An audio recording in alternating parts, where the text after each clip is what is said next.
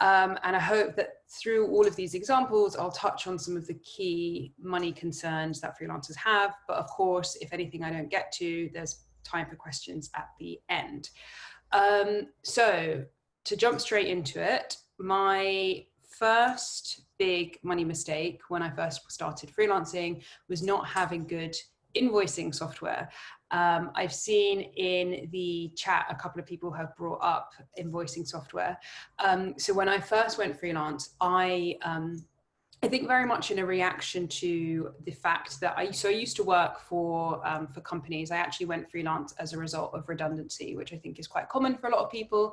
And almost as a kind of reaction to that, I was so sick of using all of these tools that companies had kind of forced upon me that when I went freelance, I deleted my Slack app. I never wanted to see another sort of expense tracking piece of software ever again, all of this kind of stuff. So I thought, you know what, I'm just going to do this with a spreadsheet. I'm just going to have an Excel spreadsheet and I'm going to track everything in there. I am lucky enough that my mom is an even bigger nerd than I am, and she actually wrote me some formulae in my spreadsheet to do clever things, to like let me know when something had become late and all of this stuff. And I thought I was being really, really clever. However, even though I had all of these formula in my spreadsheet, it still wasn't quite doing exactly what I needed it to do. And it still wasn't letting me know when something was late, when an invoice was late, what money I had, what money I sort of expected to come in each month. It basically just wasn't robust enough. And so I kind of decided to have a look around, and I decided to go and get some actual invoicing and bookkeeping software. Now, as I mentioned, when I first went freelance, it was the result of redundancy, and it was all very sudden, and I actually didn't really kind of know what my plan was long term. And so at that moment, I was trying to keep my costs as low as possible. So I didn't want to spend too much money on this invoicing software. So I did a lot of research, and I found a free option. It's called Wave Apps. It's a piece of software that is actually, I believe it's Canadian. And it's brilliant because you can create your invoices in it. You can actually send your invoices through it. It can track your expenses. It does little reports to sort of tell you kind of where the different parts of where you're making your income. So from different clients or different types of projects and all this kind of stuff. It is a really, really good piece of software, and I do highly recommend it. The only caveat I will give to Wave is that because it is a Canadian piece of technology, it sometimes doesn't quite sync up with kind of, maybe if you're not from North America, you may have some kind of issues syncing it up either with you can connect it to your bank account. It doesn't support my bank account, so I just do everything manually. So there are kind of just some things to bear in mind with the fact that it is not a piece of software that was made I'm in the UK, and it's not local to me. However, I found it to be, I still use it now. I've been using it for 3 years. And I find it to be brilliant because it is free. That being said, there are plenty of tools out there which do cost a bit of money. And it is still worth exploring those as well, because ultimately, you do need to have, and this is kind of my main message on this point, you do need to have the right tools which are actually easy for you to use, fit in with how you work. So there probably are some of you listening for whom an Excel spreadsheet will be the right solution, because you do know how to do all the formula, and you do find that more comfortable.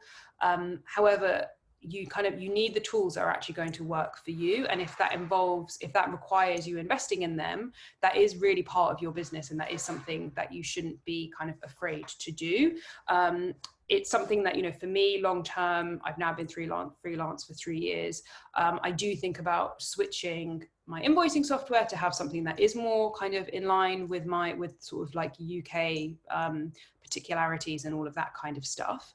And it's something that I think when I first went freelance, you don't really want to have to pay for things because you you might be on a tight budget, you might have just been starting out. However, the way I now think about it is about, investing in the infrastructure of your business. And as I mentioned, all of the things that I used to get really frustrated about in my, working for companies, and the infrastructure that I sort of felt that was really lacking, you can fix that in your own business. And so yes, invoicing software is really, really important because you want to really stay on top of your invoicing and your own accounting and all of that sort of stuff. Another thing that I did, that was another sort of really practical tip I have on invoicing that I did, I've been doing now for a couple of years, is I have in my diary a 1 hour block of time every Monday. I do it on Monday. You can obviously do it whatever day, for invoicing. So when I first went freelance, I invoiced on a bit of an ad hoc basis. So anytime that I had sort of a commission come in, I would sort of invoice on this kind of ad hoc basis. And that only that made it harder to keep track of things in the first instance. And so now I do everything on a Monday, and that kind of Monday hour block is dedicated to sending new invoices, chasing late ones, and just checking that everything is in order with my finances. Also, it would be a good time as well to kind of put in any expenses as well, because if you use something like Wave or any other software, you can log all of your expenses in there as well. And you can, so you can kind of like do all of that in that in that time block. In theory, it should also regulate your income a little bit, but because you would then expect, if you're invoicing on a sort of regular schedule, the payments should also be coming on a regular schedule. Although in practice, because that is dependent on companies paying you, it doesn't always kind of work out like that. And yes, just to flag, also another thing is, it is really important to have these kind of tools or systems in place, not just for you to send your invoices and to make sure you're getting paid on time, but also to keep track of your expenses, because expenses are tax deductible, which means that any expense that you incur in your business, you can put that against how much tax you owe. So at the end of the financial year, you take all of the money that you've made, all of the expenses that you've incurred, you minus the expenses from your profits, and what is left is what you pay your tax on. I'll get more into the kind of the tax stuff though in one of my other money mistake points. So just having a really, really good system just to keep really, really organized is really, really key, because ultimately there are kind of two types of money stresses. There are the ones which are kind of based in kind of reality. So what I mean by that is, you might be worried about money because you have late payments coming, or you're worried about where your next paycheck is coming from, or all of these things. And then there are the money concerns that we have because actually we don't have a really clear picture of what's actually going on in our finances, in our bank accounts. And so if you can be organized, then that will just at least help alleviate unnecessary money stresses, so you can focus on the things that actually do need urgent attention. And okay, so then my second big money mistake was not knowing what my rights were in terms of freelancing and getting paid and all of that kind of stuff. So early on in my freelancing career, I had developed my system for tracking my invoices and all this kind of stuff, and I noticed that a payment was what I thought was late. So 30 days had passed, because here in the UK, there is a law that says that you are obviously entitled to get paid for your work as a freelancer. And if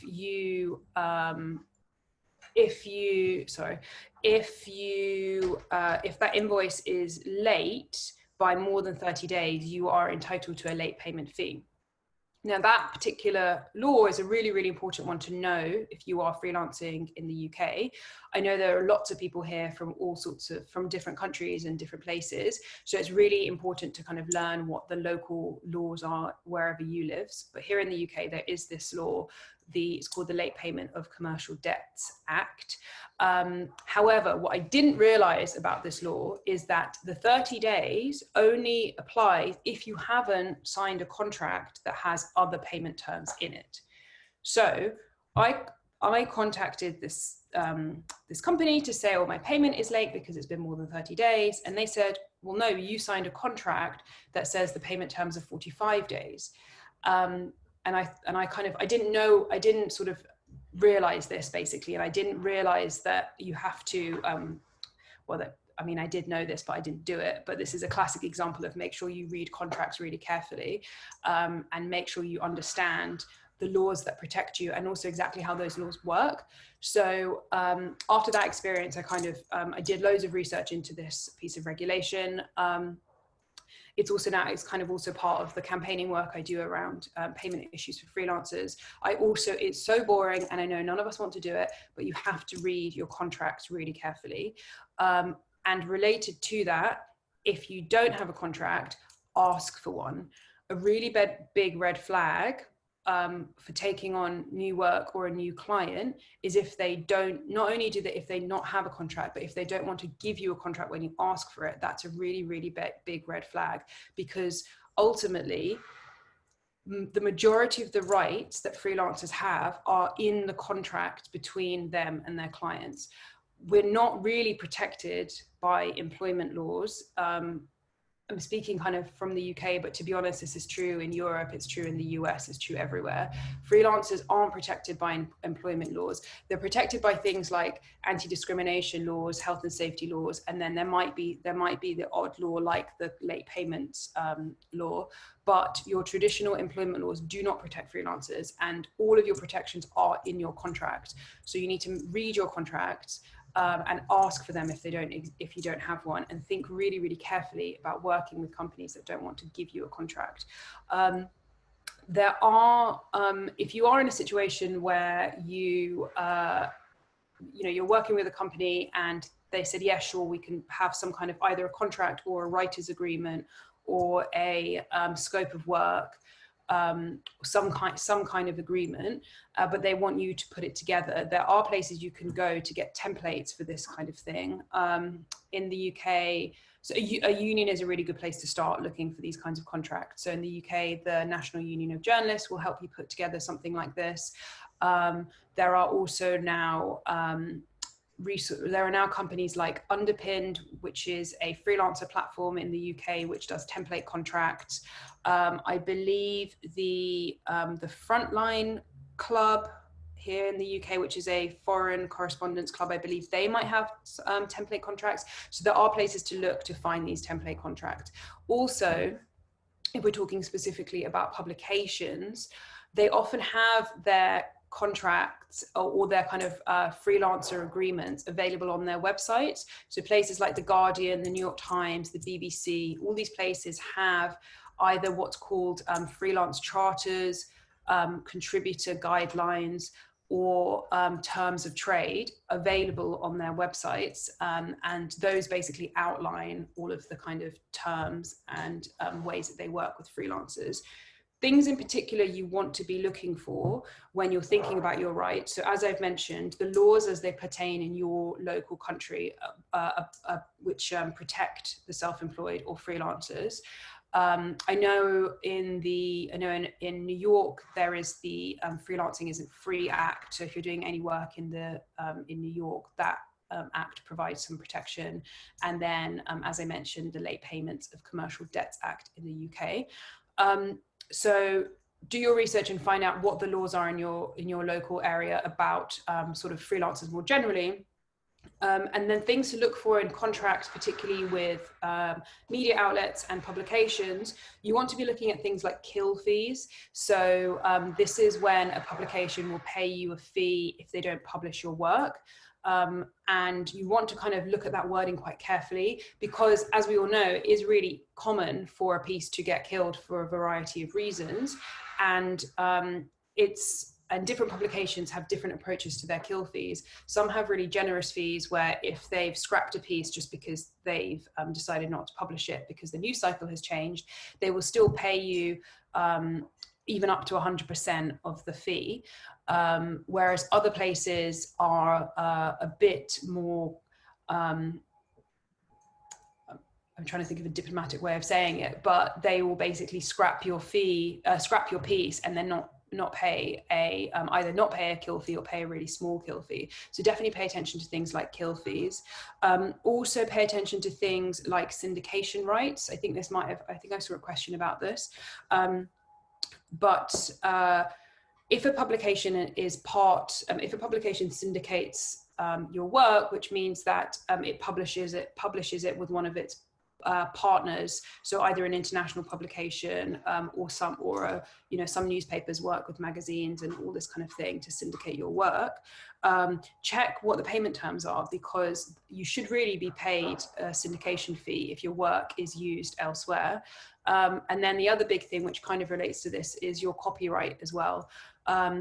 So a lot of publications, they basically want all of your copyright, which means that they own your work. And once you've signed that contract and made that agreement with them, they own your work, which can potentially be problematic. If, say, for example, if you're a feature writer and you wrote some amazing story about some unsolved crime for a magazine or a newspaper, and then and that piece kind of went viral, and a movie studio contacted you and wanted to make a movie out of that, depending on who owns the copyright is going to impact whether or not you'd actually even make any money from that. So it's really important to kind of check what the copyrights are, and whether you feel comfortable with what you're signing over. So those are kind of the big things to be looking out for in contracts.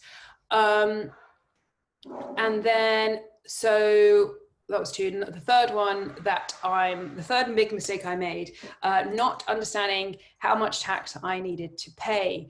So when I went freelance here, I obviously knew that I did know I had to pay tax. And I grasped that much. But what I didn't know is that here in the UK, there is something called payments on account, which basically is a payment you make, almost a credit you put on your tax bill, sort of a year early. So you pay your tax bill and then you make a contribution to your next tax bill. In theory, it's supposed to make paying your tax a bit easier as a freelancer. All it does is catch out freelancers in their first year of freelancing, because I did know I was due a tax bill, but I didn't know that I'd then also be paying a credit to my next tax bill. So I hadn't put enough money aside for that. And again, similar to what I was mentioning about the rights issue, it's about doing your research into this. And again, these things will vary depending where you are. I know in the States, as a freelancer, I believe you have to make 4 tax payments a year, because I think you pay your taxes quarterly. But the point is that you need to go and research exactly how the tax system works for self-employed people where you live. And what I think is really important is that, tax is very daunting and very scary. And at least I've lived both in the UK and in the States, and in both places, there's this kind of, you're scared of the tax authorities. There's this fear of the tax man, the kind of, this like nefarious looking, figure who's going to come and audit you and sort of take all of your money. And if you if you pay something incorrectly by a penny or something, the reality is that the tax authorities are only really interested in the people who are trying to cheat the system. And if you are trying your best and you you kind of do your, even if you contact them to ask for help, they do actually want to help you, because they do want you to pay your tax properly. It's really important to learn about the tax that you are due. And if you feel really nervous about it, I highly encourage you to either contact your tax authority directly, because you can do that. Don't try and do it sort of right in the middle of tax season. Do it sort of you know, outside of tax season, but you can actually speak to these people. There are helplines and you can actually get in touch with them. Or again, kind of talking about, you know, needing to invest in your sort of like your financial infrastructure, hire an accountant or hire a financial advisor. It will be money well spent if it's going to give you peace of mind. And I often get asked, like, do freelancers need accountants? And my answer to that is, if tax and money is really going to stress you out, then yes, it's really, really worth your money to hire someone else to help you do it, to hire a qualified person. I know that it kind of, as freelancers, especially right now, money feels really kind of scarce and tight, and it's quite daunting shelling out large sums of money. But ultimately, it's going to give you peace of mind, and that is in turn going to help you and your well-being, enabling you to actually do your work better, and in the long run actually make more money anyway. Not to mention things like accountants, by the way, they are, as kind of sort of meta as this might sound, the cost of an accountant is tax deductible. So it does count as a business expense. So what you pay your accountant, you write that off on your tax bill. And sort of related to that, so not, you know, problems I had with tax weren't just around knowing about sort of the mechanics of paying it, but also I really struggled to figure out how much money how do I actually save for tax? How much money do I actually put aside? And how do I actually do the savings for the tax? Now, this again, very dependent on the tax laws in your country and how the tax works in where you are. But what I do is I just take a percentage, every paycheck that comes in, I take a percentage of that and I put it straight into a separate bank account. The percentage I take is based on the tax bands here in the UK, which I'm more than kind of happy to share what that is for anyone who is UK based. But if you're paying the basic rate of tax, you need to put 25% away, because that also takes into account not just your income tax, but also the national insurance contributions you have to make. And there's some, well, anyway, it takes into account all of the tax that you owe. And then if you're paying at the higher rate, it's 40%. So anytime I get paid, immediately I figure out what 25% is on my phone calculator, and I put that money into a separate bank account. I use one of these mobile bank accounts. It's called Starling, and what's really good about it is that you can have little subsections in your bank account. So I have a tax account right there. So it's really easy for me just to kind of send that money straight to that account. If we were living in times where we had higher interest rates, I would encourage you to have a separate bank account with a high interest rate. Good luck finding one of those though at the moment. However, it's worth mentioning because hopefully one day interest rates will recover, but it is a really good idea to put your tax money in a separate account with a high interest rate, because then your money's working a bit harder for you. But yes, like I said, the percentage you as an individual will have to put aside is going to depend on your own, how much tax you pay where you are, but the principle is the same. You take that percentage out immediately as the money comes in and you put it somewhere else. Okay, so my fourth money mistake, which thankfully I made very, very early on, and it was corrected very, very early on, was not diversifying my income. So within about a week or two of me deciding to go freelance, a very good friend of mine, ex-colleague, who has now kind of become a bit of a mentor figure for me, she very kindly took me for lunch to kind of give me a bit of a pep talk, because I was feeling really down about the fact that I'd been made redundant. And I was excited about going freelance, but you know, at the same time, I was kind of suffering the sort of almost the grieving process that you go through when you lose a job. And she said to me very kindly, but very directly, Anna, if you think that you're going to make a living just as a freelance newspaper and magazine writer, you're going to have a really, really, really big shock. it's very hard to make all of your money just writing for newspapers and magazines. And that was 3 years ago now, and I think she is right. I did diversify my income, and what I mean by that is I started doing different types of projects, all pretty much either directly related to journalism or very much using all of my journalistic skills. But I diversified my income, and there are so many ways to do that. I've actually done kind of like masterclasses just on that topic. So I'll keep it I'll try to keep this really, really, really succinct, this point.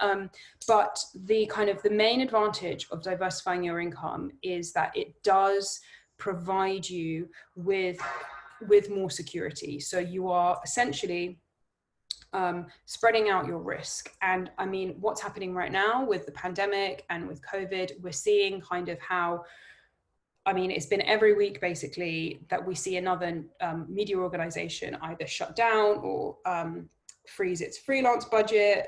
The media is going through a very painful moment right now. I've lost a lot of commissions. I've had a piece that was in the works for a publication that closed. That commission is gone. That money has gone. And I'm having editors not replying to me. So journalism is having a really difficult moment right now. But having different projects that I do that aren't 100% reliant on me selling articles to editors has been what's kind of kept me going throughout all of this process. Some really kind of like quick things that people can think about. These are all things that I believe that any journalist already has the skills to do. So one, to kind of like, again, be very meta, is teaching and training. So there are organizations that hire teachers, lecturers, all of that kind of thing. You can teach your skills to others. You can either do it through an organization, or you can also do it on your own. So I run a lot of my own independent workshops and classes, it's, to be honest, doing it online is actually so much easier than doing it in person. All you need is Zoom. You might need to upgrade your account, but it's going to cost you between 15 and 30 pounds. You don't need to bother finding a venue. You don't need to worry about any of that kind of stuff. You can use a platform like Eventbrite to sell your tickets. So actually this kind of online world of events is actually kind of it's quite a big opportunity, I think. So there's teaching and lecturing and training. Also kind of related to that, you can consult or kind of help with strategy. That can be either for companies, that can be for individuals. So again, it's essentially, that's kind of like training and teaching, but more on a one-on-one basis. You can also do things like, my newsletter was mentioned. So my newsletter does also have essentially has a paywall. So there are some people who pay for the newsletter. What's really great about that is it brings in regular monthly income. Also things like newsletters, they are scalable. So unlike when you sell an article to a publication, you're only selling that once, and you can only write a certain number of articles. If you go for more scalable work like newsletters, like podcasts, like ebooks, things like that, you make the thing once, but you can sell multiple copies of it. So your income can continue to increase while your costs remain fixed. So those are just some ideas, but the core point is think about diversifying your income. It will help you get out of the feast and famine of freelancing. It will help you feel like you don't have to just say yes to every single piece of work that comes your way. It will help you stop worrying about where your next paycheck comes from, all of these things. It will also kind of provide you a little bit, I mean, we live in super uncertain times. There is no security, there is no certainty, but it will help you make your business a bit more resilient, and it will help you at least reduce that uncertainty somewhat. Okay, and then my last point before we open up to questions, my last mistake I made was not having anyone to talk to about my money problems. So when I first went freelance, what I didn't realize is no one likes talking about money, right? I mean, like, I now do it a lot, but I wouldn't say, it still makes me uncomfortable, especially things like negotiating a rate or having to ask for money still makes me feel uncomfortable.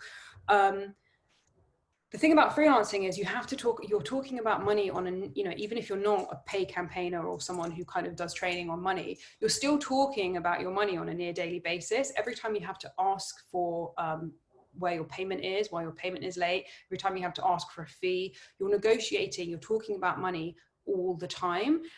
If you work in an organization, you negotiate your salary when you join, and then maybe once a year when you're talking about pay rises, and that's it.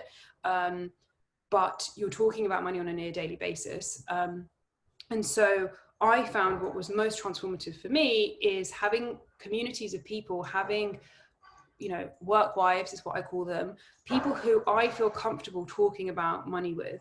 And that might be, asking someone, I've been asked to do this project and they've asked for a fee and I have no idea how much to charge. What would you charge in this situation? That might be, I'm not really sure, the terms of this contract don't look quite right to me. Do you have 5 minutes to go over this and kind of help me? How do I work? I want to ask for more money. How do I word this email? It's just having that community of people to talk openly about money with. Also, it's a place where you can share your rates. Because for so many of us, I think that we have no idea, especially when we're starting out, we have no idea what we should be charging. We have no idea what a kind of like good rate is, all of this kind of stuff. Particularly also, as I mentioned with the diversifying your income, some of you might be thinking, okay, great, well, I'd like to go and start doing events, or I'd like to go and consult, but I have no idea how much to charge. So, having people who've done this stuff, having people that you can kind of talk to about these kinds of things is really, really transformative. As for where to find them, it was already mentioned, I think, that there is a Slack group that's part of this community. Join in there. Also connect with other freelancers. It is so important to network, to do peer-to-peer networking. So fellow freelancers, I believe this so strongly, your fellow freelancers are not the competition, they're your colleagues. Connect with them, and form little kind of like WhatsApp groups, basically. So I'm in a couple of WhatsApp groups just with 2 or 3 other female freelancers who I've sort of met on the freelance circuit, and that's where we talk really openly about money, and like those are the conversations and those are the groups that are just so transformative for my work, for my career, basically. So yeah, those I think that's kind of like super important, because I think there was a question that came up about negotiating rates. So again, like these kinds of groups are places where you can sort of you can ask other freelancers what's something that they got paid, because when you have that kind of information, you can go into a negotiation knowing that that publication has paid other people a higher rate in the past. And then in terms of, I'll kind of end, the last point I'll make is just about my tips for negotiating a rate, because I know this question will come up, and then I can take more questions. So the first thing about negotiating rate is definitely try not to be too scared about actually doing it. I know it's really, really daunting. I know that for lots of us, we get a commission in, particularly when it's a publication we really want to write for, and we don't negotiate because we're so scared that we're going to lose the commission. I did this the first time I got a commission from the New York Times, I was over the moon with this. I was so kind of honored and grateful that they, deigned to commission me, and didn't negotiate. And then I found out that they were paying me half what they normally pay for a standard commission. It's really, really important to negotiate. Very, very rarely, if ever, will you be told, no, I'm not going to increase your rate, and now you can't have the commission either. What normally happens is, if it's a no, the editor is normally quite embarrassed. They'll normally say, I'm really sorry, I know that this isn't a good rate, but we just don't have the budget for it. But the point is that you asked. The key I find to negotiating rate is you need to give a reason why you need that higher rate. That isn't just, I want more money. So reasons to give are, if they want the piece turned around really quickly, which is sometimes called a rush fee. So if an editor approaches you at 6 o'clock and says, I really need this piece by 9 a.m. tomorrow morning, you can say, yeah, sure, that's fine, but I need a rush fee because I'm going to have to drop other work to do this. If there is a lot more work involved in the piece, if you're going to need to contact sort of additional sources or hard to find sources, or you're going to need to do kind of some travel or something, you can ask for a higher fee. Also, obviously if a piece is longer or more complicated, those are also good reasons. Also, if you have some kind of exclusive, whether that's exclusive access to a source or whether that's some very specialist expertise you're bringing, those are also reasons to negotiate a fee. And then also, last point I'll make on it is sometimes what you're negotiating might not necessarily be the fee.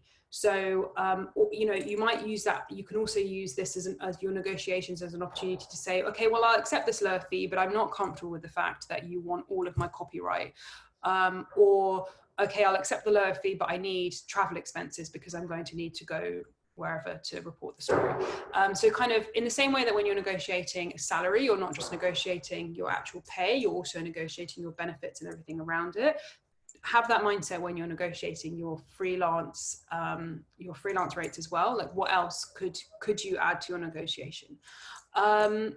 So yeah, those are my 5 big money mistakes. Not having good invoicing software, not knowing what my rights are, not understanding how much tax I had to pay. I've made so many mistakes.